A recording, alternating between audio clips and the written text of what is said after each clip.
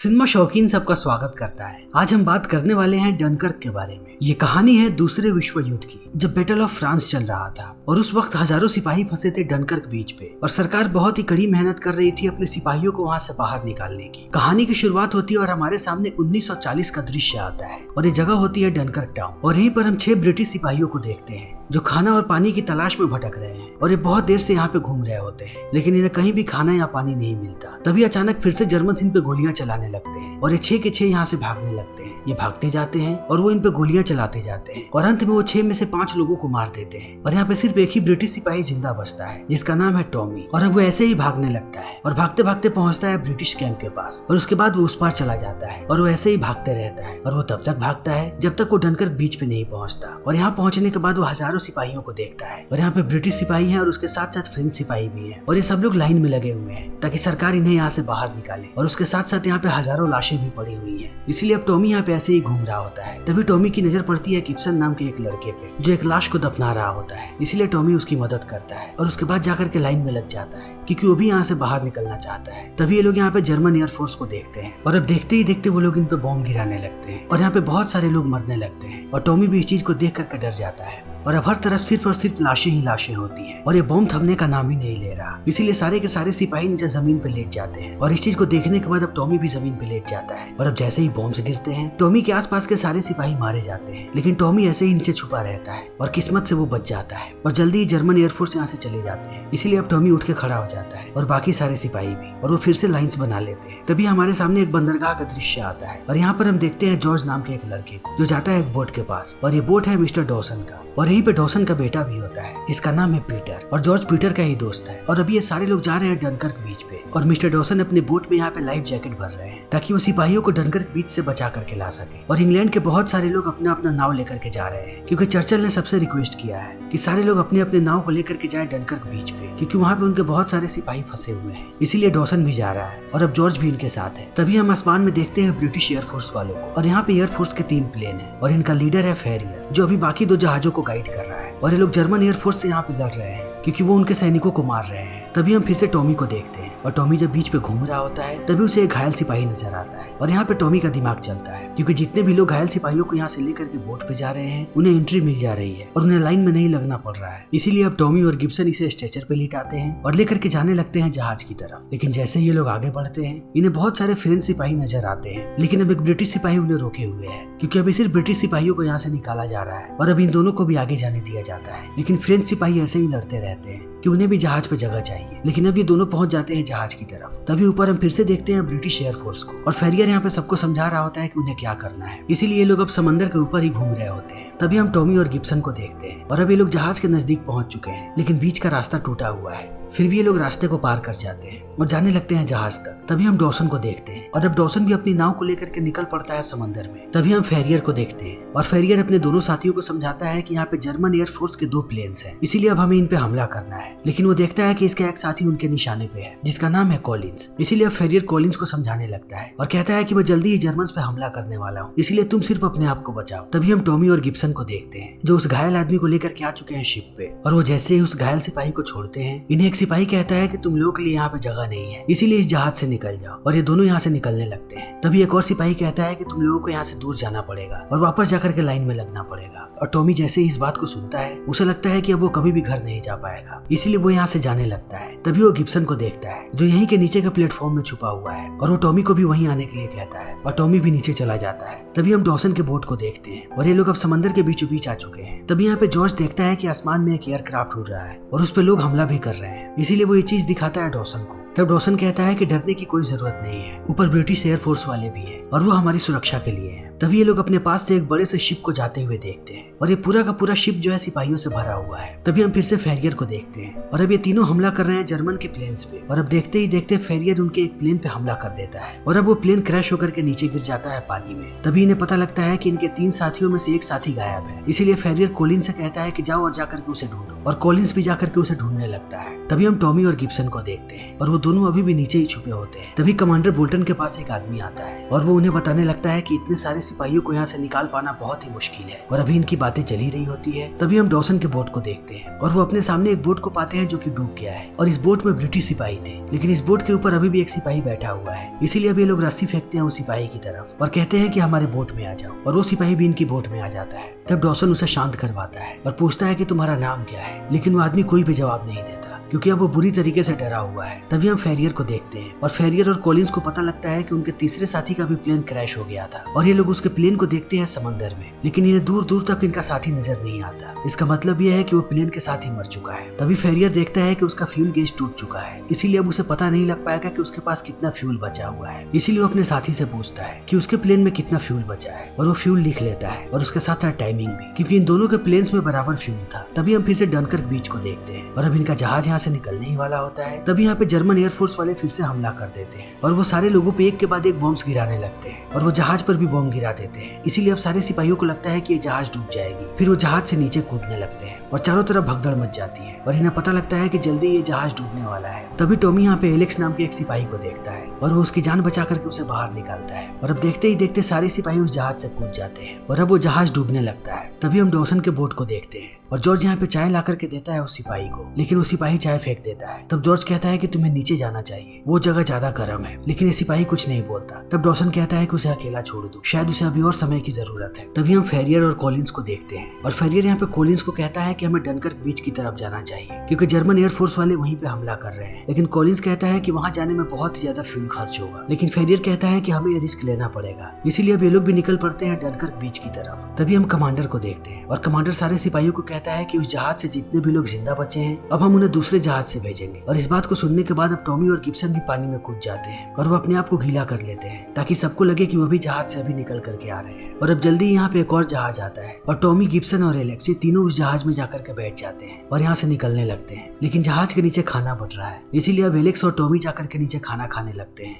लेकिन Alex Tommy से पूछता है कि गिब्सन क्यों नहीं आया खाना खाने। तब टॉमी कहता है क्योंकि वो ज्यादा डरा हुआ है और उसे लगता है कि जर्मन फिर से हमला करेंगे, इसीलिए वो बाहर खड़ा है ताकि वो सबसे पहले बाहर कूद जाएगा। तभी हम फिर से डॉसन के बोट को देखते हैं और अब वो सिपाही डॉसन से पूछता है कि वो लोग कहाँ जा रहे हैं। तब वो कहता है कि हम डनकर्क बीच जा रहे हैं और इस बात को सुनकर के वो भड़क जाता है और कहता है कि उस बीच पे सिर्फ और सिर्फ मौत है, इसीलिए हमें इंग्लैंड की तरफ वापस जाना चाहिए। लेकिन डॉसन कहता है कि नहीं, मैं सिपाहियों की मदद के लिए यहाँ पे आया हुआ हूँ। लेकिन अब ये सिपाही ऐसे ही जिद करते रहता है। फिर ये लोग उसे नीचे ला करके बैठा देते हैं और कहते हैं कि ये जगह ज्यादा गर्म है, लेकिन अब पीटर डरा हुआ है, इसीलिए वो सिपाही को लॉक कर देता है। तभी हम फेरियर और कॉलिंस को देखते हैं और ये अपने सामने दो और जर्मन प्लेन्स को देखते हैं जो अभी हमला करने वाले हैं एक और शिप पे जो पानी में बहुत सारे सिपाहियों को लेकर के जा रही है। इसलिए फेरियर कहता है कि अब हमें इन पे हमला करना पड़ेगा और अब फेरियर यहाँ पे एक जर्मन प्लेन को नीचे गिरा देता है, लेकिन दूसरा जर्मन प्लेन यहाँ से गायब होता है और वो अचानक इन पे हमला कर देता है और वो जल्दी ही कॉलिन के प्लेन को भी खराब कर देता है। इसलिए अब कॉलिन कहता है कि वो नीचे गिर रहा है और जल्दी उसका प्लेन क्रैश होने वाला है। तब फेरियर उसे कहता है कि तुम जल्दी उससे बाहर निकलो, लेकिन अब फेरियर का हैच जाम हो चुका होता है, इसलिए वो अपने कॉकपिट से बाहर नहीं निकल पाता है और वो नीचे जाने लगता है। तभी हम टॉमी और एलेक्स को देखते हैं और ये लोग खाना खा रहे होते हैं, लेकिन गिब्सन अभी भी ऊपर है। तभी अचानक इनके बोट में आकर के एक टॉर्पीडो टकरा जाता है और अब सारे के सारे बोट में पानी भरने लगता है और ये लोग अंदर ही फंसे हुए हैं। तब यहाँ पे गिब्सन आता है और वो ऊपर का दरवाजा खोल देता है और ये सब लोग बोट से बाहर भागने लगते हैं। तभी हम फिर से देखते हैं डॉसन के बोट को और डॉसन और जॉर्ज यहाँ पे बातें कर रहे होते हैं। तभी वो सिपाही नीचे का दरवाजा पीटने लगता है और अब वो बहुत ही ज्यादा गुस्से में है और वो समझ नहीं पा रहा है कि आखिर इन लोगों ने उसे लॉक क्यों किया था। और जैसे ही डॉसन को ये बात पता लगती है वो पीटर को कहता है कि तुमने ऐसा क्यों किया, जाओ और जाकर के उस दरवाजे को खोलो। लेकिन अब पीटर जैसे ही दरवाजे को खोलता है वो देखता है कि वो सिपाही यहाँ पे नहीं है, बल्कि वो ऊपर के हैच को खोल करके बाहर निकल चुका है। और अब वो जल्दी ही पहुंचता है डॉसन के पास और उस पर गुस्सा करने लगता है और कहता है कि हम डनकर्क बीच की तरफ नहीं जा सकते, इसीलिए अभी के अभी इंग्लैंड की तरफ इस बोट को मोड़ो। लेकिन डॉसन कहता है कि नहीं, वहाँ के सिपाहियों को हमारी मदद की जरूरत है और अब इनकी नोक-झोंक ऐसे ही बढ़ने लगती है। तभी हम फेरियर को देखते हैं और फेरियर को यहाँ पे जर्मन सिपाहियों का वो प्लेन मिल जाता है, इसीलिए अब फेरियर उस प्लेन को भी नीचे गिरा देता है। लेकिन अब कॉलिंस भी नीचे गिर रहा है, इसीलिए वो फेरियर को कहता है कि जल्दी ही तुम्हारा फ्यूल खत्म होने वाला है, इसीलिए तुम उसका ध्यान रखो। और अब इसी के साथ कॉलिंस का प्लेन भी नीचे गिर जाता है पानी में। लेकिन अब फेरियर देखता है कि कॉलिंस के पास एक बोट आ रहा है और वो समझ जाता है कि वो लोग इसे बचा लेंगे, इसीलिए वो ऊपर हवा में ही रहता है। तभी हम टॉमी और एलेक्स को देखते हैं जो उस बोट से बाहर निकल चुके हैं तभी उन्हें यहाँ पे एक छोटा सा बोट नजर आता है जिसपे ब्रिटिश सिपाही है और गिब्सन पहले ही उस बोट में चढ़ चुका है, लेकिन वो बोट वाले कहते हैं कि अब इस बोट पे बिल्कुल भी जगह नहीं है, इसलिए तुम लोग को अगले बोट के लिए इंतजार करना चाहिए। तभी गिब्सन इनकी तरफ एक रस्सी फेंकता है और कहता है कि हम तुम्हें उस बोट तक लेकर के जाएंगे, और ये भी लोग रस्सी के सहारे यहाँ से जाने लगते हैं। तभी हम उस सिपाही को देखते हैं जो डॉसन से लड़ रहा होता है और वो कहता है कि अपनी बोट को पीछे मोड़ लो। तब जॉर्ज आता है यहाँ पर डॉसन को बचाने के लिए, और इसी वक्त सिपाही धक्का दे देता है जॉर्ज को और जॉर्ज जाकर के नीचे गिर जाता है और उसके सर पे बहुत ही गहरी चोट आती है। इसीलिए पीटर उसके पास जाता है और वो उसके घाव पे एक कपड़ा रखता है। तभी हम फेरियर को देखते हैं और फेरियर अभी भी आसमान में उड़ रहा है और वो जर्मन सिपाहियों से लड़ रहा है, लेकिन उसे पता है कि अब उसका फ्यूल खत्म हो चुका है, इसीलिए वो अपना फ्यूल बचाने के लिए जो कुछ कर सकता है वो सारी चीजें करता है। तभी हम टॉमी को देखते हैं और वो अपने बाकी साथियों के साथ यहाँ पे पहुंच जाता है किनारे पे, और ये लोग बड़े बोट का इंतजार करने लगते हैं। तभी हम पीटर को देखते हैं जो पहुंचता है जॉर्ज के पास, और अब जॉर्ज की हालत खराब हो रही है और जॉर्ज कहता है कि वो बिल्कुल भी नहीं देख पा रहा है, इसीलिए अब पीटर डर जाता है और वो जाता है डॉसन के पास। तब डॉसन कहता है कि हम जल्दी ही डनकर्क पहुंचने वाले हैं और वहाँ पर हमें जरूर कोई मेडिक मिलेगा जो जॉर्ज की मदद कर पाएगा। तभी ये लोग देखते हैं कि जर्मन एयरफोर्स अभी भी इन पे हमला कर रही है, इसीलिए अब ये लोग भी संभल जाते हैं। तभी हम टॉमी को देखते हैं और उसे अपने बाकी साथियों के साथ यहाँ पे एक बोट नजर आती है और ये लोग जाकर के उस बोट के अंदर छुप जाते हैं। लेकिन अब एलेक्स को यहाँ पे शक होने लगता है गिब्सन पे, क्योंकि जब से वो गिब्सन से मिला है तब से गिब्सन ने कुछ भी नहीं बोला है। तभी हम डॉसन को देखते हैं और पीटर को,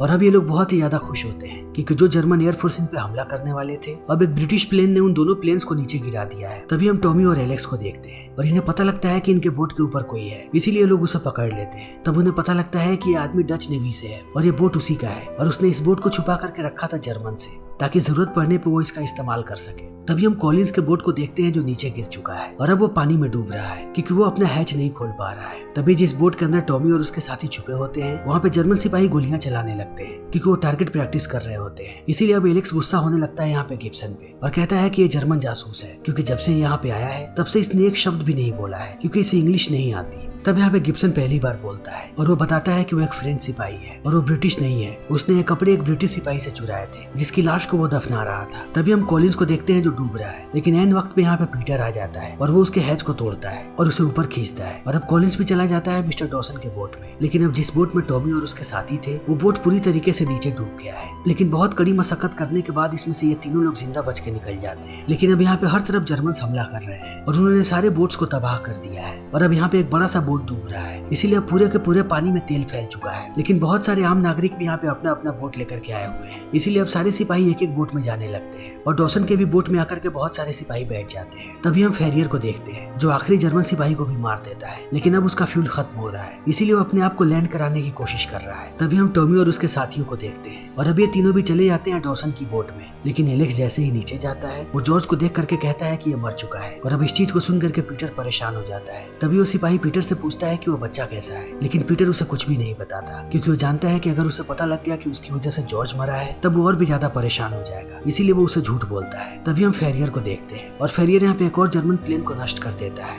लेकिन अब वो जमीन पे लैंड कर जाता है और उसे पता है कि यहाँ पे चारों तरफ सिर्फ और सिर्फ जर्मन सिपाही है, इसीलिए वो सबसे पहले अपने प्लेन को ब्लास्ट कर देता है ताकि जर्मन सिपाही उसके प्लेन का इस्तेमाल ना कर सके। लेकिन अब देखते ही देखते यहाँ पे जर्मन सिपाही चले आते हैं और वो फेरियर को पकड़ लेते हैं। लेकिन अब डॉसन और पीटर घर पहुंच जाते हैं और पीटर जॉर्ज की तस्वीर को लेकर के जाता है न्यूज़पेपर वालों के पास और वो उसकी कहानियां सुनाता है उन्हें, और न्यूज़पेपर वाले पेपर में छापते हैं कि वो एक वॉर हीरो था। तभी हमारे सामने डनकर्क का दृश्य आता है और यहाँ पे जो बचे हुए सिपाही होते हैं अब ये लोग उन्हें भी भेजने लगते हैं, और यहाँ पे कमांडर बात कर रहा होता है लेफ्टिनेंट से कि चर्चिल ने इन्हें सिर्फ 30,000 सिपाहियों को लाने के लिए कहा था, लेकिन इन लोगों ने 30,380 सिपाहियों को अब तक यहाँ से निकाल दिया है। और इतना कहने के बाद कमांडर बाकियों को भी भेज देता है और वो कहता है कि मैं अभी भी यहाँ पे रुकूंगा क्योंकि बहुत सारे फ्रेंच सिपाही यहाँ पे अभी भी हैं और मैं जब तक उन्हें सही सलामत यहाँ से नहीं निकलवाऊंगा तब तक मैं यहीं पे रहूंगा। तभी दूसरी तरफ हम टॉमी और एलेक्स को देखते हैं और वो जब ट्रेन से जा रहे होते हैं तब एलेक्स यहाँ पे कहता है कि अब सारी दुनिया हम पे थूकेगी क्योंकि हम कोई भी वॉर हीरो नहीं है, हम वहाँ से भगोड़ों की तरह भाग करके आ रहे हैं, इसीलिए हमें अपने मुंह को छुपा करके रखना पड़ेगा क्योंकि अब सारे लोग हम पे पत्थर मारने वाले हैं। लेकिन जैसे ही ये लोग आगे बढ़ते हैं एलेक्स यहाँ पे एक न्यूज़पेपर लेता है और उसे यहाँ पे कहानी पता लगती है कि सारे लोग उनकी तारीफ कर रहे हैं और चर्चिल ने इनकी बहुत ही ज्यादा तारीफ की है कि ये बहुत सारी मुसीबतों से लड़ करके वापस आ रहे हैं। और जैसे जैसे ये ट्रेन शहर में दाखिल होता है सारे लोग इनकी वाहवाही कर रहे होते हैं और सब इनका बहुत ही बढ़िया इस्तेकबाल करते हैं और इसी के साथ ये फिल्म यहीं पे खत्म हो जाती है। दोस्तों इस फिल्म में 3 अलग अलग टाइमलाइंस दिखाई गई है।